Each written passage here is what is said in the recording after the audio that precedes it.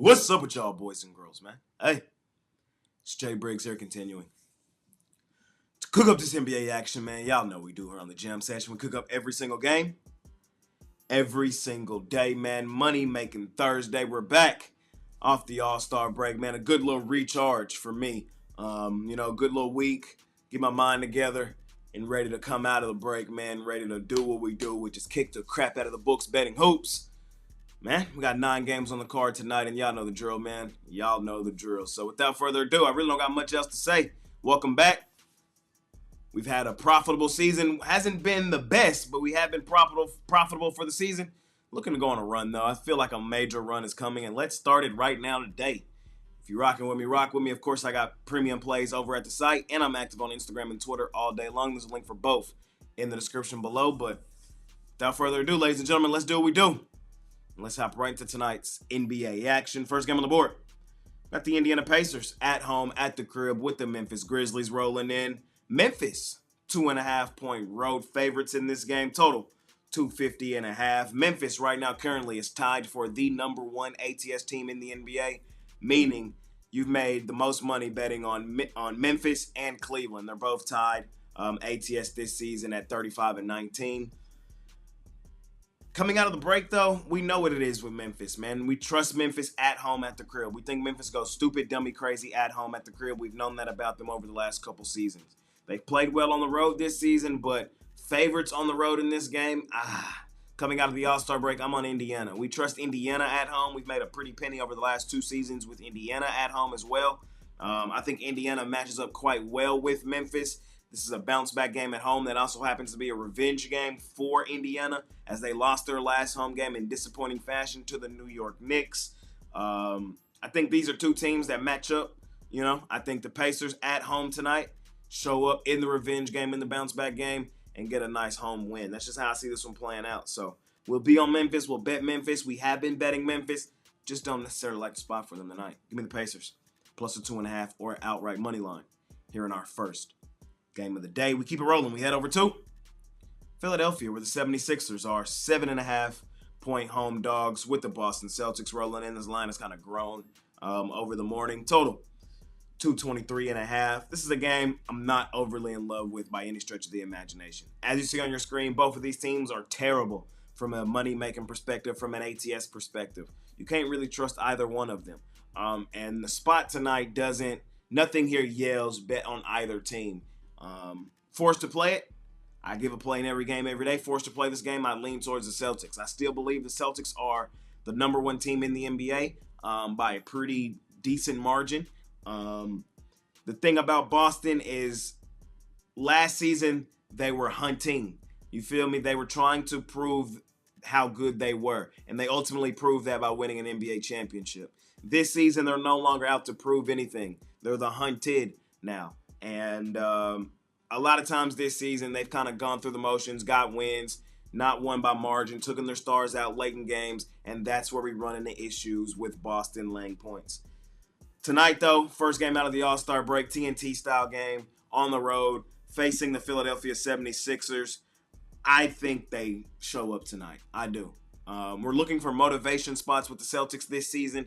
Kind of feel like tonight's one of those. I don't bet Boston often, but I would lean in their direction here in this one. On the flip side, Philadelphia, they've been a fade for majority of the season. They headed into the break looking awful. And I've told y'all guys all season, until the Sixers show me signs and tendencies, we're going to continue to almost blindly fade them. It's kind of where I'm at. So keep an eye on the injury report in this game. You just never know when it comes to the 76ers. Looks like everybody's healthy, but you never know. Small lean on Boston. I don't know if ultimately I bet this game tonight or not, though. We keep it rolling. We head over to Atlanta, where the Hawks are 1.5-point home dogs with the Orlando Magic rolling in. Total 222.5. Orlando, 1.5-point favorites. Interesting game, man. I think this is a legitimate 50-50 game. I could make an argument going either way. I'm going to take the Hawks here, though, is what I'm going to do. I'm going to take the Hawks as a home dog. Until Orlando shows me why I should bet them, I'm just not interested in doing so. I've lost too much money this season betting on Orlando, thinking that they were the team from last year. Earlier in the season, the excuse was they're banged up, they're injured. Wait till they get healthy. They've been healthy for a minute, and it still hasn't amounted to the ATS jump that we thought it would. The Magic were a money-making machine last year, but as you see on your screen, they are the exact opposite of that. You've lost more money betting Orlando this season than anything. Favorites on the road here. I understand why, with Trae Young currently game time decision, and Atlanta still trying to recover from the trade and injuries that happened right before the deadline. From a pure talent perspective, yes, the Orlando Magic are the better basketball team. But how bad they've been from an ATS standpoint over the last 2 months or so, I don't trust them in this spot. Atlanta has played well in the underdog role. That's pretty much the only role over the last 2 seasons they've played well in. I know we're only getting 1.5 here in this game, and I do hope Trae Young plays. But I like the Hawks here. Small lean. Not rushing to the window for this game, but I like the Hawks in this one. At home, home dog. Just don't trust Orlando right now until they give me a reason to. Keep rolling, man. We head over to Brooklyn where the Nets are 13.5, 13-point home dogs with the Cleveland Cavaliers rolling in total 225.5. Look, this is a game I just don't want to overcomplicate. We talked about Cleveland at the start of the video. They're tied for the number 1 ATS team in the NBA with the Memphis Grizzlies, meaning there's no team you've made more money betting this season than Cleveland. Cleveland's been a money-making machine, and nothing here tells me not to bet Cleveland. So I'm on Cleveland. Brooklyn, as you see, they've been profitable from an ATS standpoint this season, but not at home. Brooklyn has played their better basketball from an ATS standpoint out on the road. They're not profitable this season at home. They're not profitable this season as a home underdog. Cleveland, they are profitable as an away favorite. I think this is just a game where the Cleveland Cavaliers come in here, handle business, and do what they do. Last time these two teams matched up, Cleveland took them behind the woodshed, 130-101 in Brooklyn on the 16th of December. Honestly, I think something similar is happening here. Cleveland is still trying to prove that they are one of the best teams in the league. You know, a lot of people don't believe it. A lot of people are still, even now at this point in the season, waiting on the other shoe to drop for Cleveland, and that's the motivation factor for the Cavs. That's why I feel like they come out balling, balls to the wall more often than not, and I still think they have that same motivation, and I think they come out and do it again tonight. I'm on the Cleveland Cavaliers. Nothing here tells me to bet Brooklyn, so I won't. Next game up, we head over to New York, where the Knicks are 12.5-point home favorites over your Chicago Bulls, total 242.5. Not in love with this game either, ladies and gentlemen, man. I'm just going to call a spade, but I am leaning towards the New York Knicks in this one. It's a double revenge game at home at the crib. The Bulls have won both meetings this season, 124-123 in New York back on the 13th of November, and then they won 139-126 on the 4th of January in Chicago. More often than not, y'all know my thoughts on the Knicks. I think they're overrated and overvalued. But overrated and overvalued teams do win in certain spots to justify why they're overrated and overvalued. I think this is a spot tonight in the double revenge game at home at the crib where they just kick the crap out of the Bulls. The Bulls kind of waved the white flag for me when they traded Zach LaVine. They kind of let it know what it was. Man, this is a team I now think is a lottery team. I think this is a team we're going to be able to fade more often than not.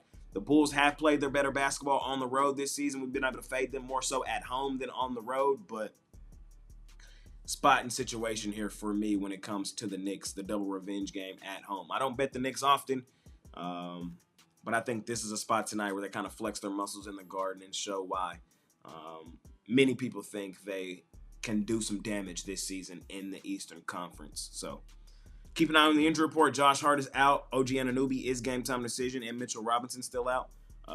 So just keep an eye out on the injury report if that means anything to you. For me, it's still Knicks or pass, fading Chicago. Feel like they waved the white flag. This is going to be a lottery team. Let's keep it rolling. We head over to Milwaukee, where the Bucks are 1.5-point home dogs with the Los Angeles Clippers rolling in. Total 227.5. Clippers won the first meeting this season, 127-117 in LA. No surprise there. Clippers are the number 1 home ATS team in the league. Keep an eye on the injury report in this game. Right now, currently, I see Giannis Antetokounmpo and Damian Lillard, game time decision. True game time decision as well for both of them.